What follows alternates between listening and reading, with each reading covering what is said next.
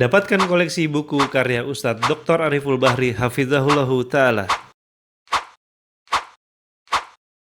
Dan miliki segera buku ulama mazhab dan manhaj. Atas segala limpahan rahmat dan karunia yang Allah Subhanahu wa Ta'ala hadiahkan kepada kita, dan di antara salah satu nikmat yang paling indah Allah berikan kepada kita bersama adalah keberadaan kita di kota Madinah, kotanya Rasulullah sallallahu alaihi wasallam. Dan di antara bentuk kita bersyukur kepada Allah Subhanahu wa Ta'ala dikala kita berada di kota Madinah adalah memanfaatkan semua waktu yang ada dalam rangka mendekatkan diri kepada Allah Subhanahu wa Ta'ala, maka baru kita akan disebut sebagai hamba yang bersyukur kepada Allah Subhanahu wa Ta'ala. Karena sesungguhnya sejatinya nikmat yang Allah Subhanahu wa Ta'ala berikan kepada hamba tujuannya tidak lain tidak bukan adalah mencari keridhaan Allah Subhanahu wa Ta'ala. Karena nikmat itu apabila disyukuri ikhwatul Islam, maka terdapat di dalam mensyukuri nikmat Allah Subhanahu wa Ta'ala dua kata.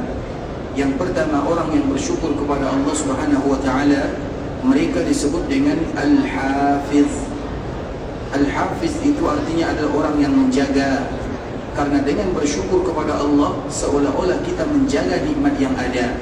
Artinya semua nikmat kita tidak ingin hilang darinya. Artinya ketika Allah Subhanahu wa Ta'ala berikan kepada kita nikmat, kita ingin selalu diberikan nikmat tersebut oleh Allah Subhanahu wa Ta'ala dan tidak dicabut. Bagaimana salah satu menjaga nikmat adalah dengan bersyukur kepada Allah Subhanahu wa Ta'ala. Makanya orang yang bersyukur disebut dengan Al-Hafiz.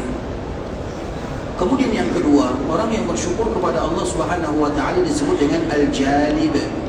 Al-Jalib itu artinya adalah bermohon kepada Allah. Karena syukur itu artinya adalah permohonan kepada Allah untuk mendatangkan nikmat yang belum ada pada diri kita. Artinya untuk mendatangkan nikmat yang belum ada, maka salah satu caranya adalah bersyukur kepada Allah Subhanahu wa Ta'ala. Makanya ikhwatul Islam, orang yang ada di Madinah secara khusus atau orang yang ada di tanah haram secara umum, apa nikmat yang mereka inginkan dari Allah Subhanahu wa Ta'ala? Di antara salah satu nikmat yang mereka inginkan dari Allah Subhanahu wa Ta'ala adalah bagaimana mereka selalu terpanggil datang ke tanah haram Makkah dan Madinah. Maka itulah disebut dengan jalib, yaitu mendatangkan nikmat yang belum ada. Bagaimana caranya? Bagaimana kita senantiasa bersyukur dan bersyukur kepada Allah Subhanahu wa Ta'ala. Makanya dalam ibadah syukur merupakan ibadah yang sangat luar biasa, dan di dalamnya terkandung makna yang sangat banyak sekali. Dan bagaimanapun ikhwatul Islam, seorang hamba dikala mereka bersyukur kepada Allah, maka seolah-olah mereka telah mengabdikan diri kepada Allah dan mereka telah mendatangkan manfaat untuk diri mereka sendiri. Kemudian salawat dan salam semoga senantiasa tercurahkan buat junjungan alam Nabi kita yang mulia, uswah dan qudwah kita bersama, Muhammad bin Abdullah sallallahu alaihi wasallam. Rasulullah sallallahu alaihi wasallam adalah uswah dan qudwah bagi kita bersama. Rasulullah sallallahu alaihi wasallam adalah suri tauladan. Rasulullah sallallahu alaihi wasallam memiliki sifat yang sempurna, dan Rasulullah sallallahu alaihi wasallam adalah makhluk yang paling dicintai oleh Allah Subhanahu wa Ta'ala. Di antara salah satu bentuk Allah Subhanahu wa Ta'ala mencintai Nabi dan mengagungkan Nabi sallallahu alaihi wasallam adalah ketika Allah Subhanahu wa Ta'ala memanggil Nabi sallallahu alaihi wasallam di dalam Al-Qur'an. Kalau seandainya kita perhatikan bagaimana Allah Subhanahu wa Ta'ala memanggil para nabi yang lainnya, maka Allah Subhanahu wa Ta'ala langsung menyebut namanya. Seperti misalnya Allah memanggil Nabi Adam, Allah mengatakan, "Ya Adam, uskun anta wa zawjukal jannah." Wahai Adam, tinggallah kamu bersama keluargamu di dalam surga. Kemudian Allah Subhanahu wa Ta'ala memanggil Nabi Nuh, "Ya Nuh, wahai Nuh, ihbit bisalam." Turunlah kamu dengan selamat. Ketika Allah Subhanahu wa Ta'ala memanggil Nabi Ibrahim, "Ya Ibrahim, qad saddaqta ru'ya." Wahai Ibrahim, engkau telah membenarkan mimpi.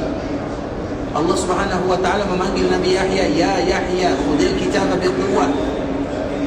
Ketika Allah memanggil Nabi Musa disebut dengan "Ya Musa, ya Isa bin Maryam."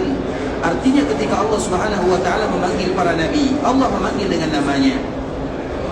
Tapi ketika Allah Subhanahu wa Ta'ala memanggil Rasulullah sallallahu alaihi wasallam, maka Allah tidak pernah mengatakan di dalam kitabnya "Ya Muhammad." Dalam panggilan Allah Subhanahu wa Ta'ala tidak pernah menyebutkan "Ya Muhammad", tapi Allah Subhanahu wa Ta'ala akan menggunakan bahasa yang lain. Di antara bahasa yang digunakan oleh Allah Subhanahu wa taala, ya ayyuhan nabi, wahai seorang nabi.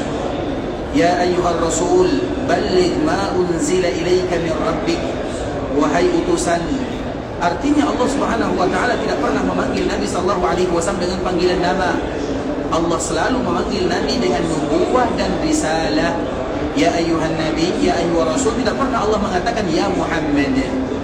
Makanya kalau kita buka Al-Quran dari Al-Fatihah sampai An-Nas, kita tidak akan pernah menemukan yang namanya ya Muhammad kalau dengan panggilan.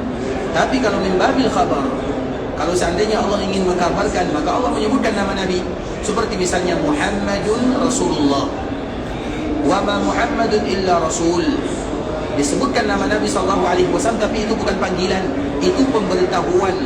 Namun ketika Allah Subhanahu wa taala memanggil, maka Allah tidak akan pernah memanggil Nabi kecuali dengan nubuwah dan risalah. Maka begitu juga dikala kita mengucapkan salam kepada Nabi sallallahu alaihi wasallam, kita mengucapkan assalamu alayka ya Rasulullah, assalamu alayka ya Nabi Allah. Tidak kita mengatakan assalamu alayka ya Muhammad, tidak demikian kita mengatakannya. Kalau seandainya Allah memanggil Nabi dengan kalimat nubuwah dan risalah, maka kita pun memanggil Nabi sallallahu alaihi wasallam dengan kalimat nubuwah dan risalah. Maka di antara salah satu panggilan kita kepada Rasulullah sallallahu alaihi wasallam adalah dengan mengatakan ya assalamu alayka ayyuhan nabi, atau assalamu alayka ayyuhar rasul, atau assalamu alayka ya Rasulullah, atau assalamu alayka ya Nabi Allah. Dan itulah yang disebutkan oleh Allah Subhanahu wa taala, atau cara Allah memanggil Nabi, dan itu merupakan di antara bentuk Allah memuliakan Rasulullah sallallahu alaihi wasallam. Ketika Allah Subhanahu wa taala memuliakan Nabi, maka kita lebih pantas untuk selalu dan senantiasa memuliakan baginda Rasulullah sallallahu alaihi wasallam. Dan di antara bentuk kita memuliakan Rasulullah sallallahu alaihi wasallam adalah dengan memperbanyak mengucapkan salam dan selawat kepada Nabi kita Muhammad bin Abdullah sallallahu alaihi wasallam. Di antara bentuk kita memuliakan Nabi sallallahu alaihi wasallam adalah memperbanyak mengucapkan salam dan selawat kepada Rasulullah sallallahu alaihi wasallam, terkhusus bagi kita yang diberikan kemudahan oleh Allah Subhanahu wa taala datang ke kota Madinah. Dan kita selalu mengatakan bagi mereka yang ada di kota Madinah, maka ingat ikhwatul Islam, mereka sedang berada di kampung halaman Nabi sallallahu alaihi wasallam. Mereka sedang menjadi tetangga Nabi sallallahu alaihi wasallam. Maka tentunya kewajiban kita adalah memuliakan apa yang dimuliakan oleh Nabi. Kita memuliakan Nabi, kita memuliakan apapun yang dimuliakan oleh Nabi.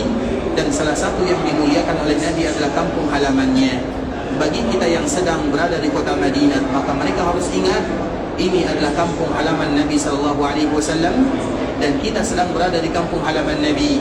Kita sedang bertetangga dengan Nabi.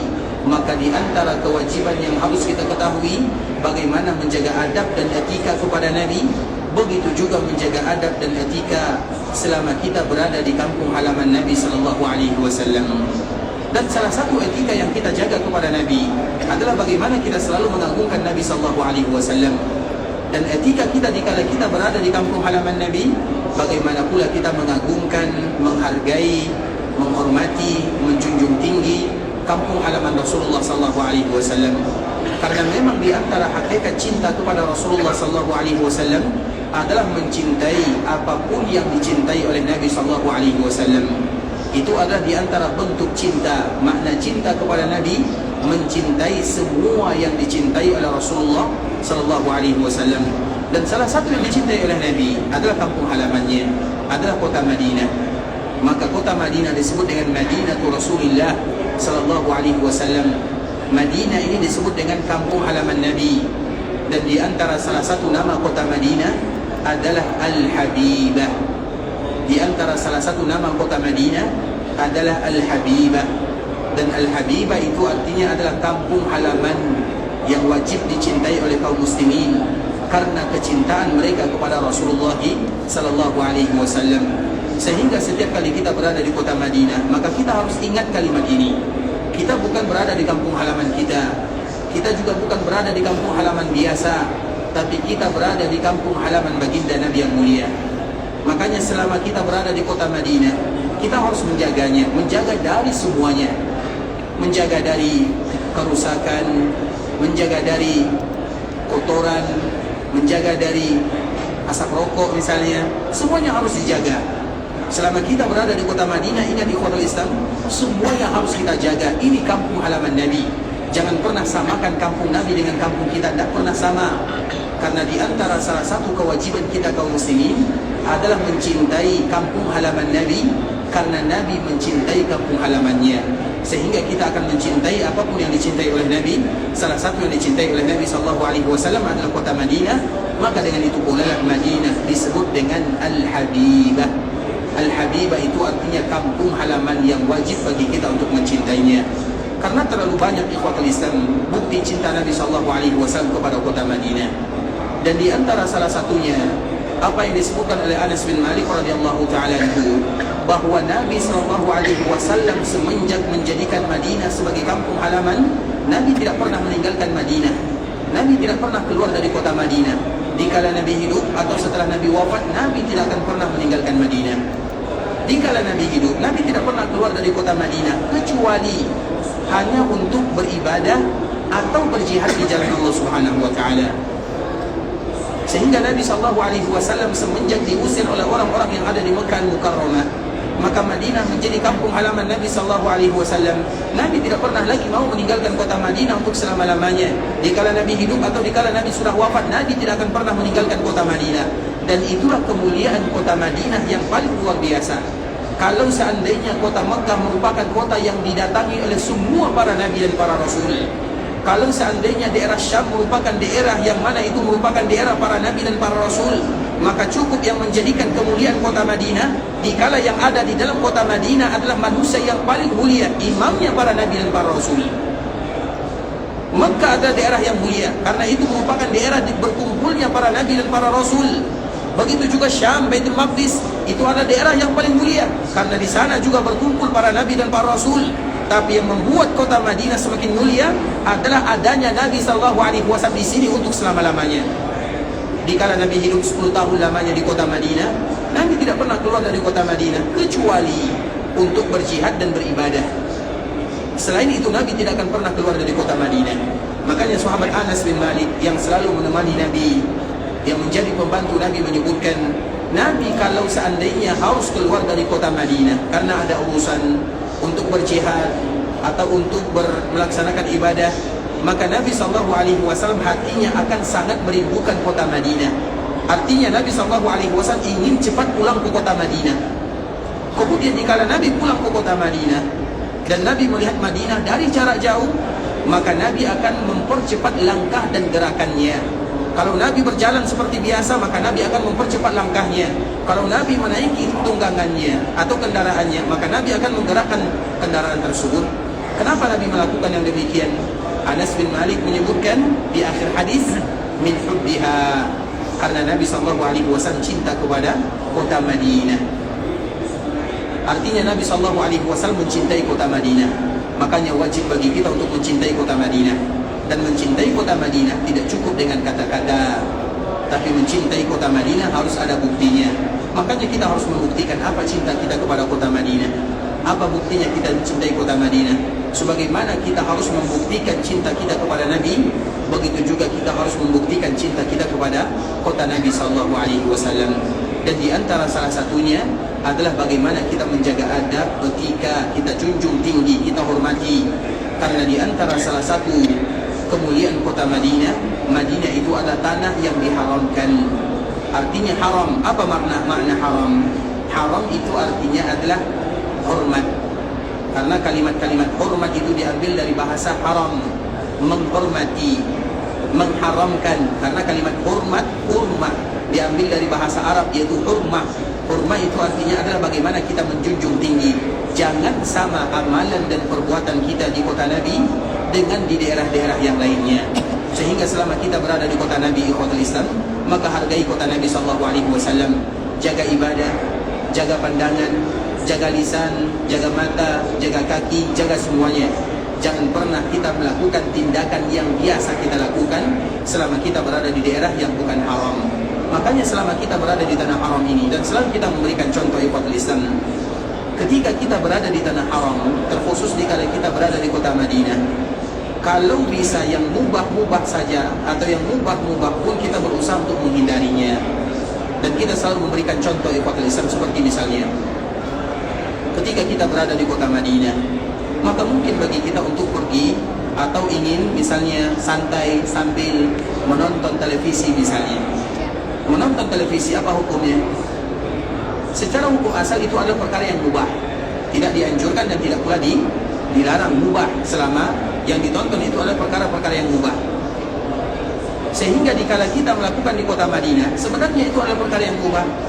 Tapi pertanyaannya, apakah mungkin atau apakah pantas kita melakukan yang demikian selama kita berada di tanah haram Madinah atau berada di tanah haram Makkah?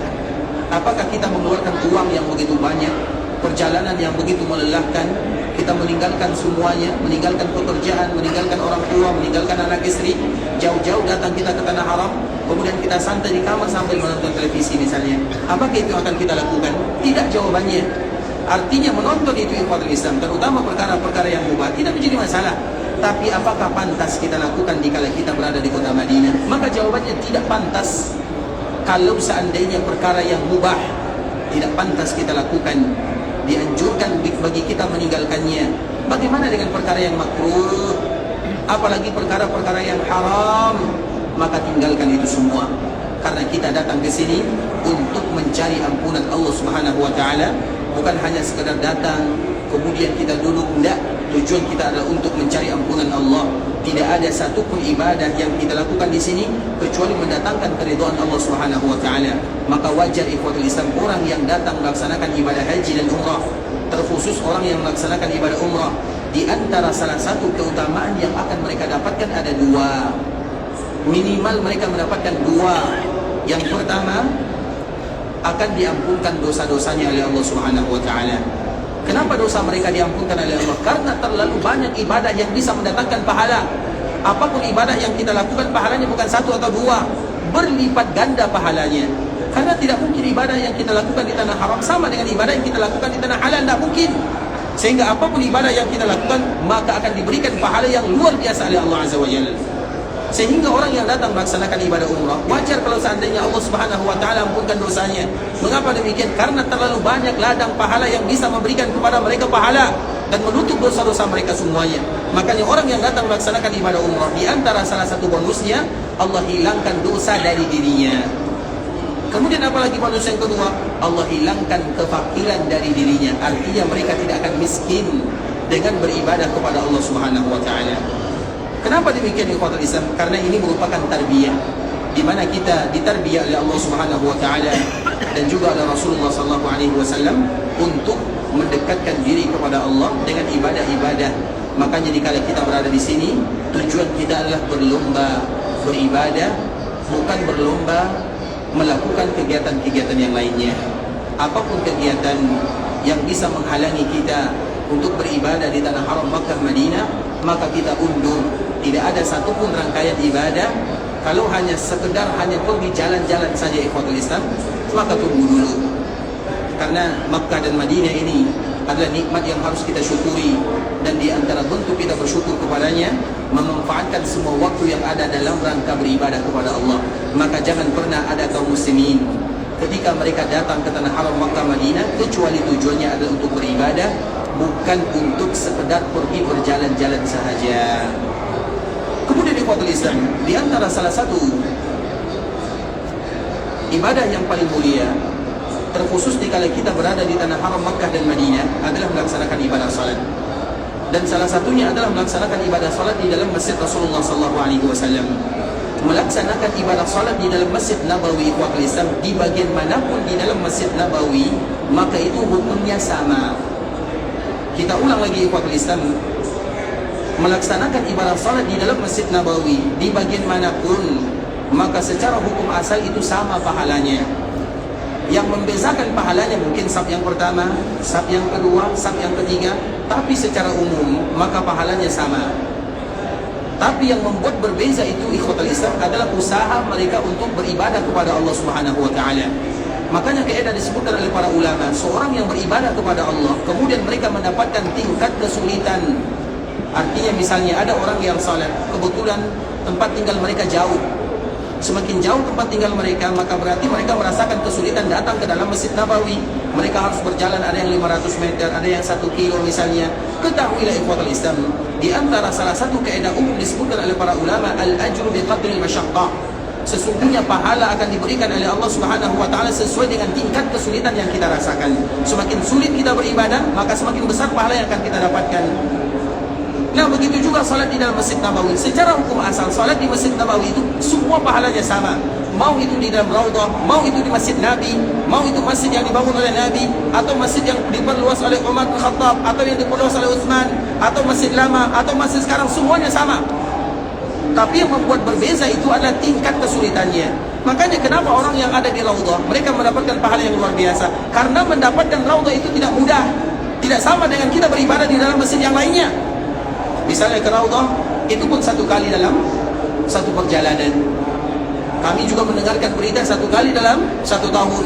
Kalau Masjid Nabawi, setiap kali kita salat di sini. Tapi kalau di Raudhah, maka itu sulit sekali bagi kita untuk mendapatkannya. Dan kalaupun kita mendapatkan kesempatan di dalamnya, itu pun hanya 10 menit saja. Setelah 10 menit, maka kita akan disuruh pergi antrian dengan yang lainnya, bergantian dengan kaum muslimin yang lainnya. Nah, Raudhah itu ikhwatul Islam secara hukum asal, salat di Raudhah sama dengan salat di sini secara hukum asal. Tapi apa yang membuat keutamaan yang ada di Raudhah? Yang membuat keutamaan berlebih ibadah yang kita lakukan di dalamnya karena tingkat kesulitan yang tidak sama. Mendapatkan Raudhah itu ikhwatul Islam tidak semudah yang dibayangkan. Sehingga apapun ibadah yang kita lakukan di Raudhah, hukum asalnya sama pahalanya. Mau salat, mau baca Quran, mau zikir kepada Allah, mau berdoa kepada Allah, sebenarnya hukum asalnya sama. Di sini kita salat, di sini kita berdoa, di sini kita baca Quran, sama dengan kita baca Quran di Raudhah, berdoa di Raudhah, salat di Raudhah. Hukum asalnya sama. Tapi kenapa Raudhah itu mendapatkan pahala yang berlebih? Karena tingkat kesulitan untuk mendapatkan Raudhah tidak sama dengan Masjid Nabawi yang lainnya, atau bagian daripada Masjid Nabi yang lainnya. Maka itulah yang membuat Raudhah itu ikhwatul Islam, apapun ibadah yang kita lakukan di dalamnya diberikan kelebihan pahala oleh Allah Subhanahu wa taala karena tingkat kesulitan yang kita dapatkan di dalamnya. Padahal hukum asalnya ikhwatul Islam, karena memang dikala kaum muslimin diberikan rezeki oleh Allah Subhanahu wa taala ke Raudhah, dikala kita di Raudhah itu ikhwatul Islam, tidak ada ibadah khusus yang dianjurkan oleh Nabi sallallahu alaihi wasallam. Kita harus ulang lagi. Dikala kita berada di Raudhah, tidak dianjurkan atau tidak ada ibadah yang dikhususkan kita untuk melakukan di dalamnya. Misalnya nanti dikhususkan untuk berdoa di Raudhah, atau salat di Raudhah, atau baca Quran di Raudhah, atau berzikir di Raudhah, itu semuanya sama di dalam Masjid Nabawi. Tidak ada dikhususkan ibadah apapun. Makanya apabila ada orang yang datang ke Raudhah, kalau seandainya mereka bisa melaksanakan ibadah salat, maka salatlah di sana. Kalau ada kesempatan bagi mereka berdoa, maka berdoalah. Seperti misalnya apabila ada orang yang datang ke Raudhah, tiba-tiba lagi antrian, mereka buang angin misalnya, dan mereka tidak membawa air, sulit untuk berwuduk, tayamum tidak boleh. Karena tayamum tidak boleh selama air ada, dan selama kita bisa menggunakan air, maka tidak ada yang namanya istilah tayamum. Tayamum itu ikhwatul Islam baru diizinkan di dalam agama kalau air tidak ada. Makanya dalam masalah wudhu ini ikhwatul Islam selalu kita sampaikan, karena kita sedang beribadah kepada Allah Azza wa Jalla, baik itu dikala kita berada di Raudhah atau nanti dikala kita tawaf. Kalau seandainya ada di antara kita yang batal wudhunya, maka tidak ada satupun kaum muslimin yang boleh bertayamum kecuali air tidak ada, atau dia tidak boleh menggunakan air, baru gugur ibadah wudhu baginya. Tapi kalau seandainya dua perkara ini tidak ada pada dirinya, atau artinya air ada dan dia bisa menggunakan air, maka tidak boleh tayamum dalam keadaan apapun. Terkhusus jika kita berada di Raudhah, karena antrian yang panjang. Kalau kita keluar tidak bisa masuk lagi. Begitu juga jika kita berada di tawaf, karena di antara salah satu syarat tawaf itu adalah dalam keadaan bersuci. Sehingga Nabi SAW menyebutkan tawaf itu sama dengan salat. Persamaannya itu ada sama-sama kita dalam keadaan bersuci. Siapapun yang batal wuduknya, maka harus mereka berwuduk, tidak boleh mereka melanjutkan tawafnya. Dan Nabi SAW mengajarkan kepada kita, kalau Nabi SAW Nabi SAW berwuduk, itu bisa Nabi SAW berwuduk dengan satu mud. Wuduk Nabi SAW itu satu mud. Satu mud itu berapa? Ini dia. Kita ambil air, kemudian kita letakkan di tangan. Inilah namanya satu mud. Dan itulah wuduk Nabi SAW. Kira-kira satu mud ini sampai tidak satu gelas? Setengah gelas mungkin tidak sampai. Tapi begitulah wuduk Nabi SAW. Dan itu sempurna wuduk Nabi. Kalau kita satu mud kumur-kumur saja tidak cukup. Satu mud kumur-kumur saja tidak cukup. Tapi Nabi SAW satu mud berwuduk. Dan kalau Nabi mandi janabah, disebutkan oleh sahabat yang meriwayatkannya, Nabi mandi janabah satu sa' dan lebih sedikit. Satu sa' itu berapa? 4 mud. Berarti 2 gelas lah. Itu untuk mandi janabah. Kalau kita cukup, satu ember pun tidak cukup. Artinya ikhwatul Islam, Nabi SAW ingin mengajarkan umatnya bahwa ternyata dalam beribadah itu tidak sulit. Makanya sekarang ada cara bagi kaum muslimin, dikala mereka berwuduk ada yang namanya spray, mereka menggunakannya. Nah, bagi kita yang misalnya terutama waktu-waktu yang dianjurkan bagi kita bersuci, maka jaga wuduknya. Seperti misalnya antrian ke Raudhah. Nah, kalau seandainya lagi antrian ke Raudhah, tiba-tiba batal wuduknya, maka sampai di Raudhah jangan ada di antara kita yang tayammum dan jangan salat. Tapi apa yang harus dia lakukan? Lakukan ibadah yang lainnya. Maka itulah maknanya ikhwatul Islam, dikala kita berada di Raudhah tidak ada ibadah yang dikhususkan. Artinya apa? Apapun ibadah yang Allah mudahkan bagi kita lakukan di dalamnya, lakukanlah. Apapun ibadah yang mudah bagi kita bisa melakukan di dalam Raudhah, maka lakukanlah. Misalnya kita mudah untuk salat, lakukan salat. Mudah bagi kita berdoa, maka berdoalah. Mudah bagi kita untuk berzikir, maka berzikirlah. Mudah bagi kita baca Quran, maka baca Quranlah. Makanya keutamaan Raudhah tidak lebih daripada hadis-hadis yang kita bacakan, tidak ada yang lain. Apakah pernah ada di antara kita mendengarkan bahwa orang yang salat di Raudhah keutamaannya lebih dari segini-segini, kata Nabi SAW? Tidak pernah disebutkan oleh Nabi. Atau misalnya apabila ada orang yang berdoa di Raudhah, coba sekarang misalnya saya tanya, siapa di antara kita yang pernah mendengarkan hadis Nabi? Siapapun yang berdoa di Raudhah pasti dikabulkan oleh Allah Subhanahu wa taala. Siapa yang tahu hadisnya? Atau pernah tidak kita mendengarkan hadis ini? Ada atau tidak? Yang palsu pun tidak ada. Apalagi yang hasan atau lagi yang sahih. Bisa dipahami? Artinya ikhwatul Islam, di Raudhah itu Nabi SAW tidak mengekang kita dengan satu ibadah. Artinya apapun ibadah yang kita lakukan di dalamnya silahkan. Allah mudahkan kita berdoa, alhamdulillah.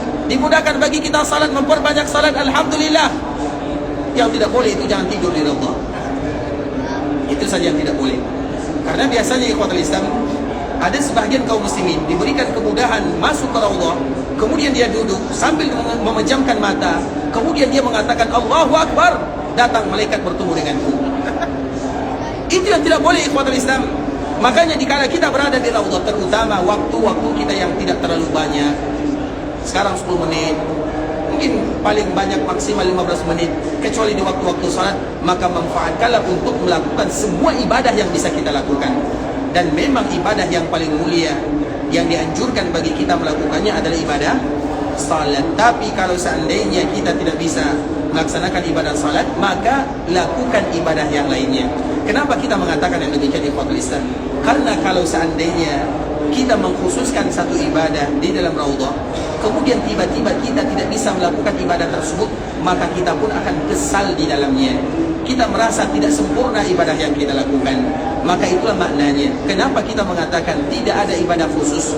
Karena nanti kalau ada ibadah khusus, misalnya dikhususkan bagi kita salat di Raudhah, tiba-tiba ada orang yang masuk Raudhah, kemudian dia tidak bisa salat di sana, seperti orang yang batal wuduknya, maka dia akan marah, dia kesal, dan dia akan marah-marah. Ada sesuatu yang tidak sempurna. Kenapa demikian? Karena keyakinannya, karena wajib hukumnya salat di dalam Raudhah. Tidak demikian. Makanya di Raudhah, apapun ibadah yang bisa kita lakukan di dalamnya, lakukanlah. Tidak ada satu pun ibadah yang dikhususkan kecuali satu. Dan kami selalu mengulang kalimat ini, kecuali satu. Karena di dalam Raudhah itu ikhwatul Islam ada tiang-tiang yang dikhususkan. Nabi SAW dulu di Raudhah selalu menjadikan tiang ada berbagai macam kegunaannya. Ada tiang untuk Nabi SAW bercerita dengan keluarganya. Ada tiang di mana Nabi duduk dengan para sahabatnya. ada tiang di mana Nabi SAW menunggu tamu di sana. Artinya ada tempat-tempat tertentu yang dijadikan oleh Nabi SAW selama berada di Raudhah. Dan salah satu tiang yang ada di dalamnya adalah tiang Aisyah. Ada yang menyebutkan tiang Abdullah bin Abbas. Nah, tiang ini ikhwatul Islam atau yang disebut dengan ustuwanah. Kalau seandainya kita menemukan tiang ini, maka baru dikhususkan bagi kita melaksanakan ibadah salat. Sedangkan di tempat yang lainnya, di dalam Raudhah, karena Raudhah itu ikhwatul Islam jaraknya antara rumah Nabi dengan mimbar Nabi. Raudhah itu jaraknya adalah antara rumah Nabi dengan mimbar Nabi. Berarti rumah Nabi bukan bagian daripada Raudhah. Karena Nabi mengatakan di antara rumahku dan rumah Nabi tidak bagian daripada Raudhah. Kemudian di antara rumahku dan mimbarku, di antara rumah Nabi dan mimbar Nabi, berarti mimbar dengan rumah tidak masuk bagian daripada Raudhah. Sehingga nanti kalau ada di antara kita yang pergi ke Raudhah, lihat rumah Nabi. Kalau rumah Nabi jelas, karena sekarang sudah ada pagarnya. Tapi di samping kanannya, yaitu mimbar. Karena mimbar Nabi itu posisinya, mimbar sekarang adalah mimbar Nabi SAW. Posisi mimbar sekarang, itulah mimbar posisi mimbar Nabi. Bukan mimbar Nabi, tapi posisinya. Maka dianjurkan bagi kita untuk masuk ke bagian dalamnya. Karena di antara mimbarku, di antara rumahku dan mimbarku. Dan kita menyebutkan ikhwatul Islam, masjid yang dibangun oleh Nabi SAW itu panjangnya kurang lebih 70 hasta. 70 hasta itu kurang lebih 35 meter itu panjang masjid Nabi SAW. Nah, lokasi mimbar Nabi tentunya tidak mungkin di ujung. Makanya tidak semua masjid yang dibangun oleh Nabi itu adalah Raudhah. Tidak semua masjid yang dibangun oleh Nabi di zaman Nabi, Nabi membangunnya bersama para sahabatnya, itu bukan Raudhah semuanya. Karena Raudhah itu hadisnya muncul belakangan. Artinya setelah muncul atau setelah selesai Masjid Nabawi, setelah ada mimbar di sana, setelah ada rumah Nabi, maka baru Nabi menyebutkan keutamaan tentang Raudhah ini. Sehingga tidak semua masjid yang dibangun oleh Nabi itu adalah bagian daripada Raudhah, tapi Raudhah itu adalah bagian daripada masjid yang dibangun oleh Nabi SAW. Makanya Nabi menyebutkan di antara rumahku dan mimbarku. Berarti mimbar tidak masuk, rumah tidak masuk. Dan mimbar Nabi dikala diletakkan di dalam masjid, biasanya mimbar itu diletakkan di bagian tengah. Makanya tidak mungkin semua Masjid Nabawi yang panjangnya 35 itu adalah Raudhah, tidak mungkin. Jadi Raudhah itu ikhwatul Islam, maka di sinilah para ulama meletakkan di mana posisi mimbar Nabi SAW. Maka Imam As-Samhudi dia menyebutkan bahwa mimbar Nabi itu dia lebih kepada ke arah kiri Masjid Nabawi atau ke arah kanan Masjid Nabawi. Jadi mimbar Nabi itu tidak berada di tengah-tengah masjid, tapi lebih kepada bagian kanan Masjid Nabawi. Sehingga dari sinilah ditarik oleh para ulama bahwa Raudhah itu panjangnya hanya 25 atau 26 sahaja. Raudhah itu ikhwatul Islam panjangnya hanya kurang lebih 25 atau 26 sahaja. Maka kita ukur kira-kira 25 meter atau 26. Dari mana jaraknya? Dari rumah Nabi sampai ke mimbar Nabi, maka itu semuanya disebut dengan Raudhah, itu panjangnya. Sedangkan lebarnya ikhwatul Islam, lebarnya hanya kurang lebih 30 hasta. 30 hasta itu kurang lebih 15 meter sahaja. Itu adalah bagian daripada Raudhah. Dan itulah yang disebutkan oleh Nabi SAW, di antara rumahku dan mimbarku adalah taman di antara taman-taman surga. Kemudian Raudhah itu ikhwatul Islam, tidak ada ibadah yang dikhususkan di dalamnya kecuali sebagaimana tiang yang tadi kita sebutkan disebut dengan ustuwanah. Kalau kita menemukan tiang tersebut, baru dikhususkan bagi kita melaksanakan ibadah salat. Karena ibadah itu ikhwatul Islam, ibadah apabila umum sifatnya jangan dikhususkan. Ibadah khusus jangan diumumkan, itu kaedahnya. Kita ulang lagi ikhwatul Islam, ibadah yang khusus kita khususkan, ibadah yang umum kita umumkan. Tidak boleh bagi kita mengumumkan ibadah yang khusus atau mengkhususkan ibadah yang umum.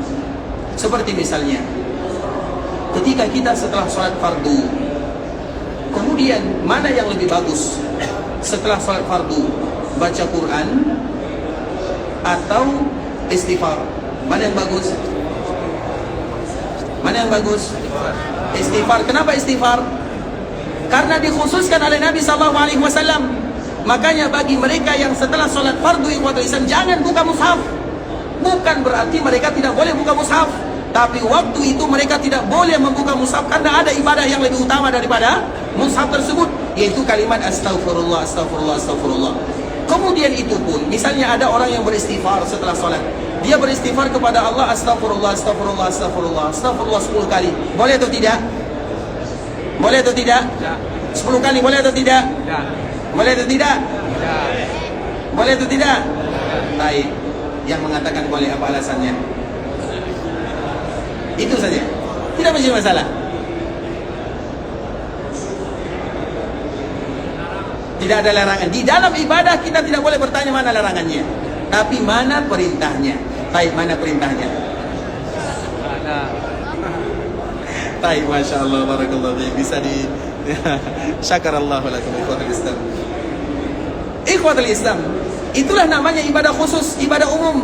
Setelah salat, kita dianjurkan, Nabi mengatakan baca istighfar 3 kali. Bukan berarti kita tidak boleh beristighfar 10 kali. Silakan beristighfar 1000 kali, 100 kali, silakan. Tapi jangan setelah salat. Setelah salat cukup astagfirullah, astagfirullah, astagfirullah. Allahumma antas salam wa minkas salam. Bisa dipahami? Karena itu yang diperintahkan oleh Nabi. Bukan berarti kita dilarang untuk memperbanyak istighfar, tapi waktunya bukan di sini. Setelah salat itu ikhwatul Islam, istighfarnya 3 kali. Kenapa? Itu yang diperintahkan oleh Nabi SAW. Istighfar salasa.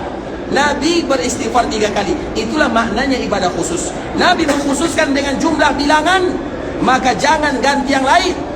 Kalau 3 kata Nabi 3, kalau 7 kata Nabi 7, kalau 10 kata Nabi 10. Sama dengan orang berakikah ikhwatul Islam. Ada orang berakikah, kebetulan dia berakikah, anaknya kembar 7. Misalnya kembar 7. Atau dia ingin berakikah bergabung bersama saudara-saudaranya. Ayo kawan-kawan, siapa yang diberikan rezeki anak kita berakikah. Nah, karena 7 orang, maka mereka mengatakan biasanya kalau 7 bisa diganti dengan seekor kerbau. Maka pada akhirnya mereka menyembelih kerbau, seekor kerbau, kemudian mereka berakikah. Boleh atau tidak? Tidak. Kerbau lebih mahal dari kambing. Boleh atau tidak? Tidak. Kenapa tidak boleh? Karena Nabi mengkhususkan dengan kambing. Jangan pernah berakikah dengan kerbau, walaupun kerbau lebih mahal. Karena bukan mahalnya, tapi dikhususkan oleh Nabi SAW. Kalau dikhususkan oleh Nabi, maka jangan kita umumkan. Artinya, jangan kita membuka pintu di sana. Itu adalah keadaan di dalam masalah agama. Bukan berarti kita tidak boleh berkorban dengan kambing, dengan kerbau, silahkan. Tapi bukan untuk akikah. Kalaupun kita ingin berkorban dengan kerbau misalnya, silakan sembelih kambing, ini untuk akikah. Kemudian sembelih lagi kerbau, ini untuk bagi-bagi misalnya, sedekah misalnya. Silakan, tidak menjadi masalah. Tapi yang namanya akikah dengan kambing, maka jangan dibuka pintu di sana. Kambing ya kambing. Jumlahnya berapa jumlahnya? 1 untuk perempuan, 2 laki-laki. Apakah boleh ada orang berakikah, kemudian karena dia diberikan rezeki oleh Allah, maka dia menyembelih 10 ekor kambing? Boleh atau tidak? Boleh atau tidak? Boleh. 2 untuk akikah, 8 untuk bagi-bagi. Bisa dipahami? Artinya boleh dan tidak boleh. Boleh kalau seandainya tetap 2 yang diakikahkan, tapi sisanya dibagi-bagikan. Tapi kalau seandainya 10-nya untuk akikah, maka itu tidak boleh, walaupun lebih banyak. Begitu juga dengan kalimat yang lain, ikhwatul Islam. Istighfar sebagaimana tadi yang kita contohkan. Istighfar itu silakan berapapun kita beristighfar. Bahkan dianjurkan bagi kita memperbanyak istighfar. Tapi jangan setelah salat. Setelah salat cukup 3 saja. Kenapa demikian? Nabi yang mengatakan demikian. Istighfar salasa. Nabi beristighfar 3 kali. Jangan kita buat 30 kali. Bukan berarti tidak boleh kita beristighfar, enggak. Tapi cukup Nabi SAW cari waktu yang lain. Misalnya setelah kita baca semua doa-doa yang berkaitan dengan zikir-zikir salat, kemudian setelahnya kita beristighfar, silakan. Maka jangan kita menutup diri. Mau beristighfar 10, 100, 200, semakin banyak tentunya semakin dianjurkan dan semakin bagus. Tapi Nabi SAW hanya menganjurkan kepada kita beristighfar dalam 1 hari itu adalah 100 kali. Sebagaimana yang dilakukan oleh Nabi SAW. Karena Nabi kadang-kadang beristighfar 70 kali, dan kadang-kadang Nabi SAW beristighfar 100 kali. Tapi itu rutin dilakukan oleh Nabi SAW. Paham sampai di situ ya? Maka itulah makna keadaan di dalam agama itu ikhwatul Islam. Kalau yang khusus kita khususkan. Misalnya banyak sekali ibadah-ibadah yang dikhususkan oleh Nabi SAW, maka kita akan mengkhususkan ibadah tersebut. Tapi kalau ada ibadah yang diumumkan oleh Nabi, artinya yang tidak diikat dengan ikatan, maka silahkan.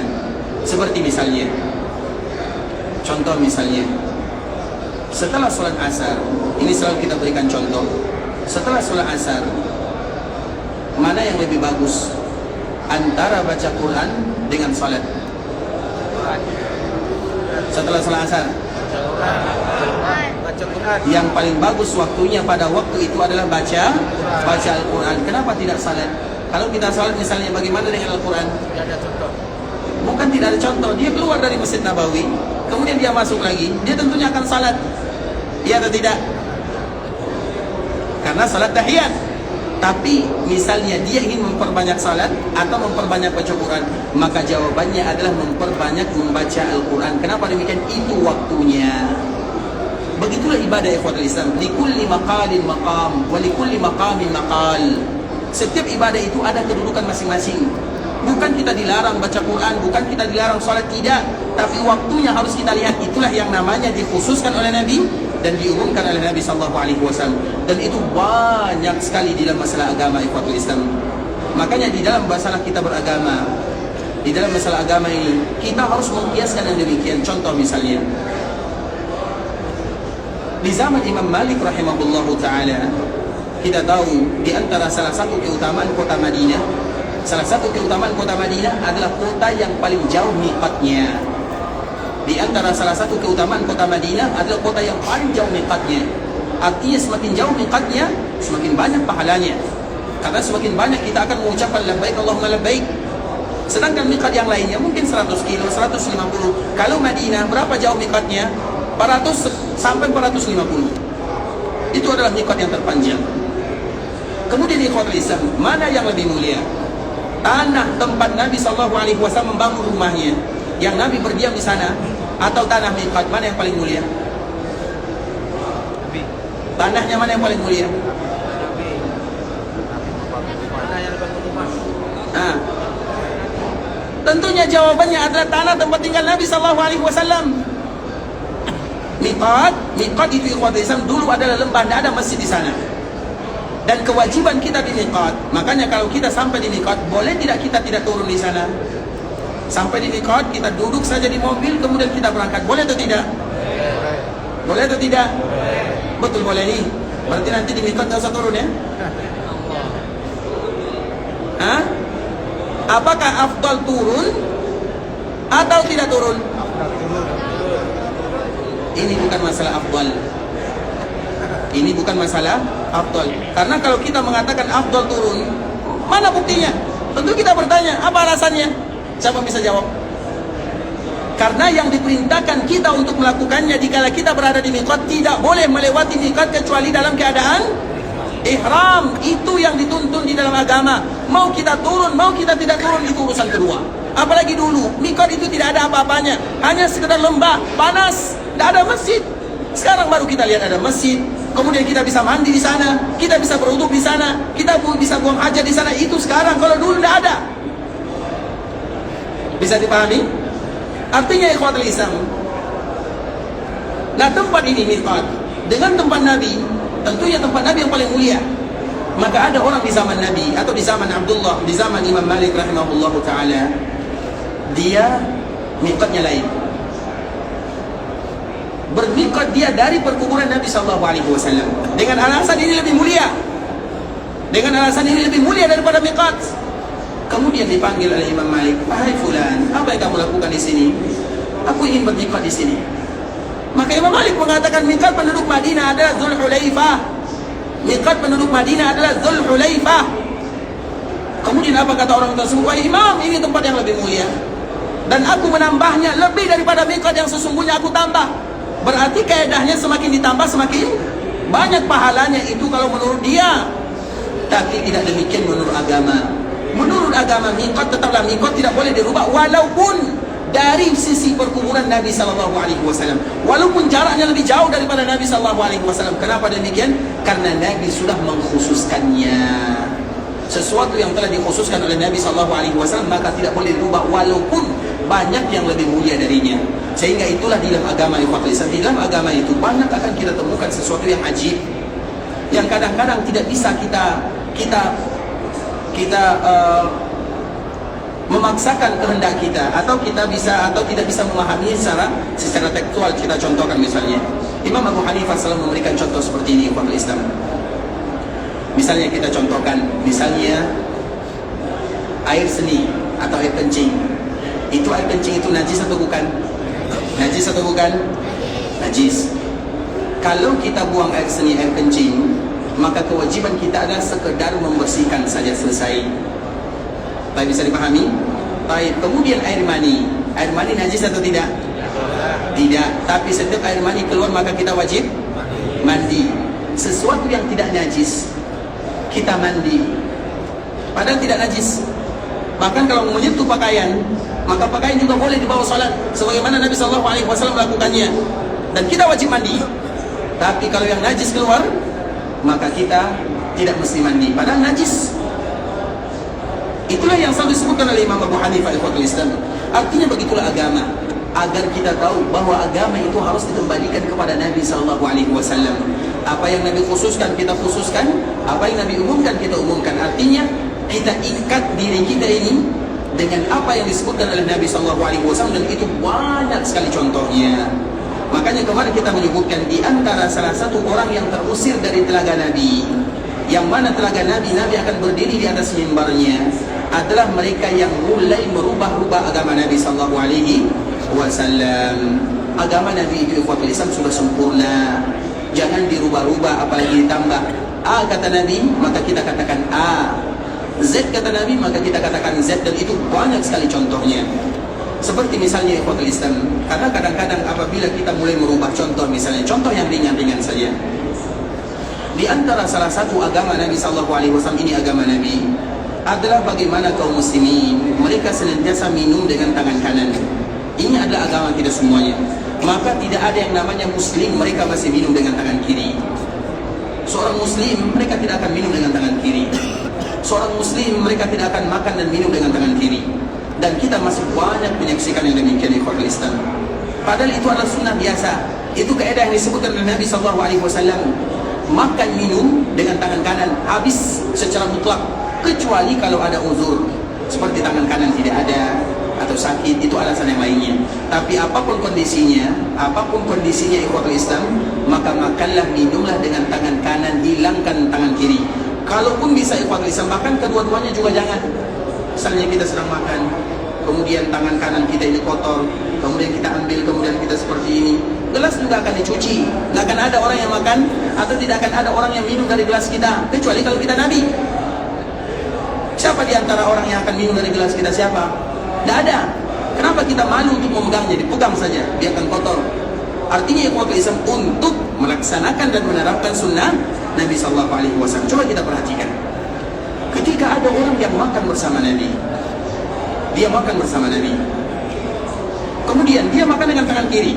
Ingat ikhwatul Islam, jangan makan dan minum dengan tangan kiri, jauhkan tangan kiri. Dia makan dengan tangan kiri. Kemudian Nabi mengatakan, kul biyaminik, wahai fulan, makan dengan tangan kananmu.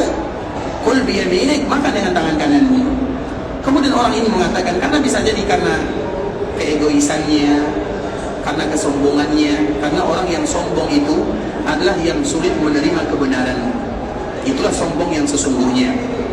Sebagaimana disebutkan bahwa kesombongan itu adalah batarul haq wa ghamtun nas.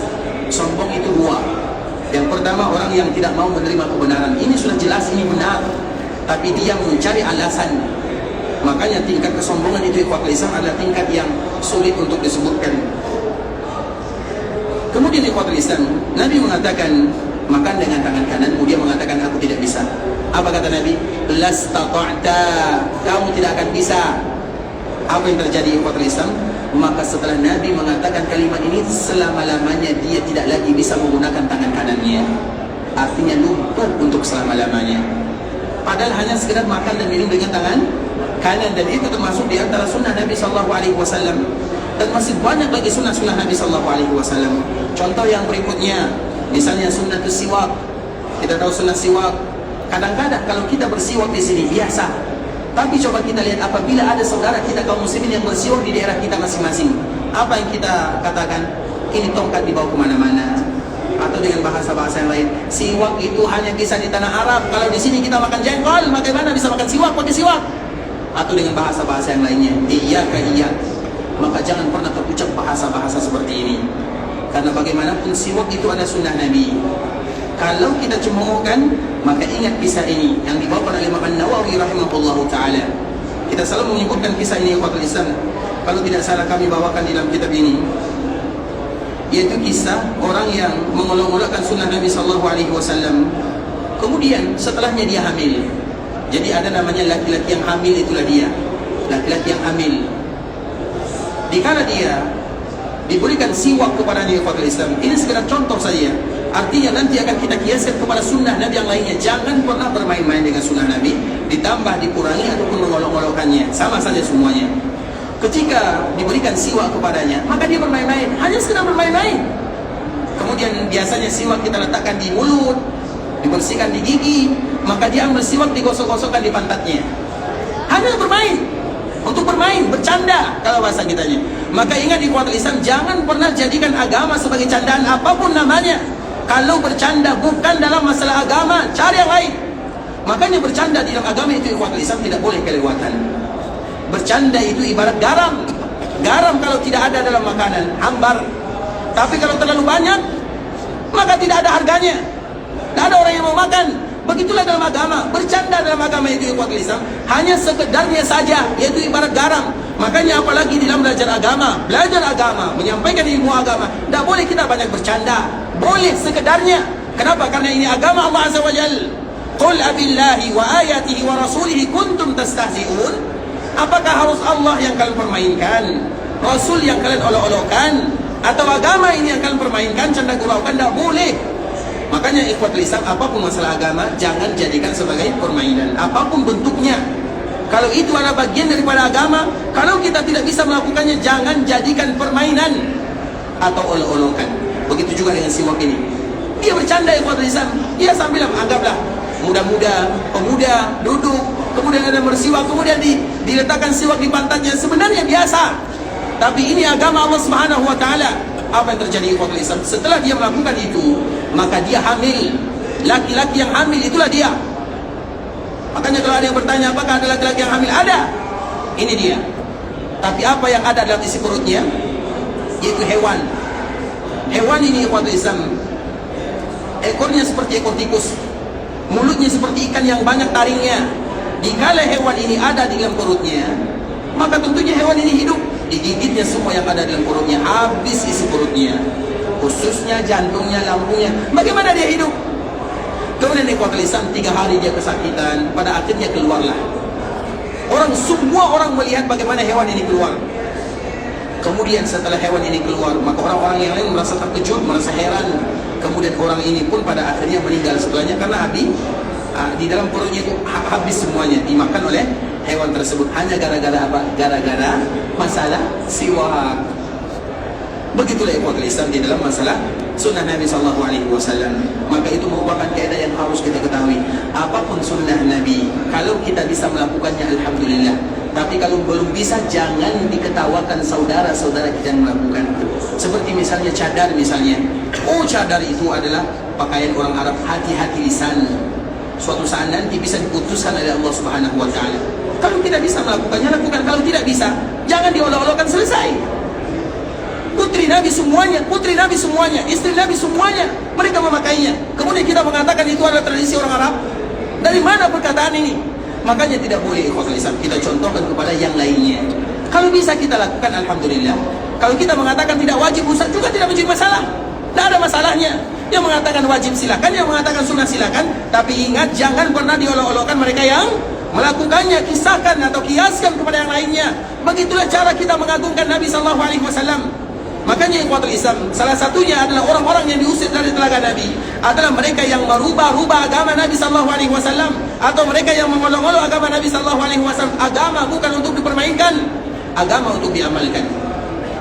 Makanya banyak contohnya ikhwatul Islam, terlalu banyak. Oleh karenanya kita selalu mengingatkan kepada kaum muslimin bahwa kenapa kita dianjurkan wajib untuk mempelajari Nabi SAW, kehidupan Nabi, agar kita semakin cinta kepada Nabi. Karena dengan kita belajar sejarah Nabi, berarti kita sama saja belajar agama Nabi SAW. Kenapa kaum muslimin kadang-kadang banyak di antara mereka yang jauh dari agama? Karena mereka tidak tahu tentang Nabinya. Makanya belajar sejarah Nabi itu ikhwatul Islam, masuk semuanya di dalam, terkhusus tentang agama yang dibawa oleh Nabi. Karena banyak keedah-keedah yang disebutkan oleh Nabi SAW dalam masalah agama tersebut terlalu banyak. Misalnya ada ikhwatul Islam, di antara salah satu yang disebutkan oleh Nabi sallallahu alaihi wasallam masih dalam cerita tentang agama yang disebutkan oleh Nabi sallallahu alaihi wasallam, seperti misalnya hadis Nabi sallallahu alaihi wasallam, siapa di antara kalian yang bangun dari tidurnya, kalau dia bangun tidur, maka di antara sunnahnya sunnah, kalau dia lakukan alhamdulillah, kalau dia tidak sanggup melakukannya karena lupa atau karena alasan yang lainnya, itu lain ceritanya. Kalau kalian tidur, maka yang pertama kali harus kalian lakukan adalah membersihkan tangan. Jangan lakukan yang lain, bukan membersihkan muka, tapi membersihkan tangan. Kenapa demikian? Karena tangan kita ini tidak satu pun di antara kita yang tahu di mana dia berada. Namanya tidur, dan tidur itu separuh dari kematian. Makanya orang yang ada di dalam surga tidak ada tidurnya. Karena kalau mereka tidur berarti seolah-olah separuh kematian ada pada dirinya. Makanya tidur itu ikhwatul Islam adalah sebagian saudara dari kematian. Sehingga di antara salah satu konsekuensi daripada tidur, kita tidak tahu apa yang terjadi. Salah satu tangan ini kita tidak tahu apa yang memegangnya, di mana posisinya, di mana keberadaannya. Maka Nabi mengatakan kepada kita, mengajarkan, kalau kalian bangun, cuci tangan kalian. Bukan wajah, bukan yang lain, tapi tangan terlebih dahulu. Kemudian ada orang yang mengatakan, ya Rasulullah, saya tahu di mana posisi tangan saya dikala saya tidur. Saya tahu. Tidaklah yang membuat dia mengatakan seperti ini kecuali ingin bermain-main atau mengolok-olokkan apapun namanya. Saya tahu. Maka Nabi diam. Kemudian apa yang terjadi? Orang ini pun tidur. Dikala dia tidur, inilah malapetakannya, inilah ujian untuk dirinya. Ketika dia bangun dari tidurnya, tangannya ini masuk ke tubuhnya sampai di sini. Sampai di sini. Coba bayangkan, kita tidak bisa membayangkan. Kenapa demikian? Karena dia bercanda, mengolok-olokkan hadis Nabi sallallahu alaihi wasallam. Begitu juga dengan agama Nabi sallallahu alaihi wasallam. Makanya ikhwatul Islam, agama ini sempurna, agama ini sangat mulia. Agama bukan dijadikan gurauan, candaan, apalagi olok-olokan. Maka itu harus dijauhkan dari kaum muslimin, terkhusus di dalam masalah sunnah Nabi SAW. Sunnah Nabi itu ikhwatul Islam, kalau kita menyebut dengan sunnah Nabi, maka itu mencakup semuanya. Kita tidak membahas ini wajib, ini sunnah, ini mubah, tidak. Sunnah Nabi itu mencakup semuanya. Makanya apabila disebut dengan sunnah Nabi, apapun yang dilakukan oleh Nabi, maka itu bagian daripada sunnah Nabi SAW. Makanya sunnah itu artinya bukan sunat, artinya itu kan sunat saja, tidak. Sunnah Nabi itu bisa jadi wajib, sunnah Nabi itu bisa jadi sunat, sunnah Nabi itu bisa jadi mubah. Itu disebut dengan sunnah secara umum. Maka inilah merupakan definisi, karena memang setiap para ulama itu mereka memiliki definisi secara khusus. Terutama ulama-ulama fikih memiliki ta'rif sendiri. Ulama usul mereka punya pengertian sendiri tentang sunnah. Ulama hadis mereka juga punya, ulama akidah mereka punya semuanya. Tapi sunnah secara umum adalah apapun yang dilakukan oleh Nabi, dan kewajiban kita adalah mengagungkan sunnah Nabi SAW. Yang khusus kita khususkan, yang umum kita pun umumkan. Artinya sebagaimana tadi kita menyebutkan, kalau misalnya bilangan 3, 3. Kalau bilangannya 10, 10. Jangan ditambah dengan angka yang lainnya. Bukan berarti tidak boleh. Dan insyaAllah ikhwatul Islam, kita akan kembali membahas tentang sunnah Nabi SAW, terkhusus dikala kita berada di Raudhah. Dan salah satu sunnah Nabi di Raudhah atau sunnah di Raudhah, tidak ada ibadah khusus kecuali satu. Dan yang satu ini pun kemungkinan kita tidak lagi bisa mendapatkannya, kecuali dengan satu syarat, kalau kita sudah menjadi imam Masjid Nabawi. Karena lokasinya sudah diambil oleh Imam Masjid Nabawi. Tempat imam itu berdiri, disitulah tiang yang betul-betul dianjurkan bagi kita untuk salat. Makanya kalau kita ingin salat di sana, jadi imam dulu. Mungkin atau tidak? Allahu a'lam. Kita tidak tahu. Barakallahu fikum ikhwatul Islam. Sampai di sini pembahasan yang bisa kami jelaskan. Yang benar dari Allah Subhanahu wa taala, yang salah dari diri kami pribadi karena kurangnya ilmu kami, karena kebodohan dan karena kejahilan kami. Kami mohon dimaafkan kalau ada kata-kata yang salah, kalimat-kalimat yang kurang tepat, bahasa-bahasa yang kurang bagus, penyampaian yang kurang berkenan, maka kami mohon dimaafkan. Dan kita selalu berharap kepada Allah Subhanahu wa taala agar kita yang berkumpul di dalam Masjid Nabawi ini betul-betul nanti dikumpulkan oleh Allah Subhanahu wa taala bersama Nabi di dalam surga untuk selama-lamanya.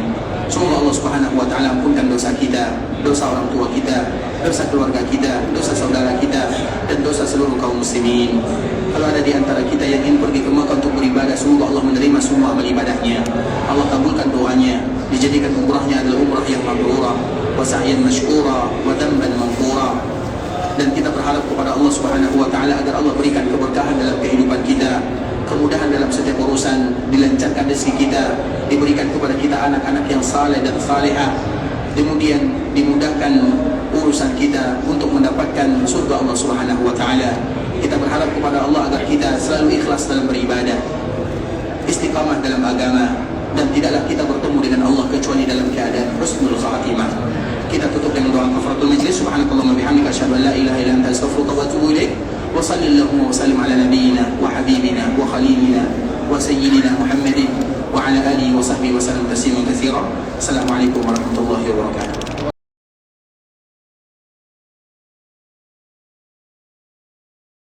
يا عبادي الذين أسرفوا على أنفسهم لا تقنطوا من رحمة الله